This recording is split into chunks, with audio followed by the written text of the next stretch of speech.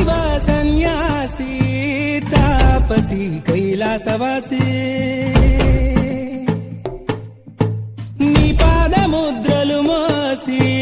పొంగిపోయినదే పల్లె కాసి సుకుల సుఖాని దారిగా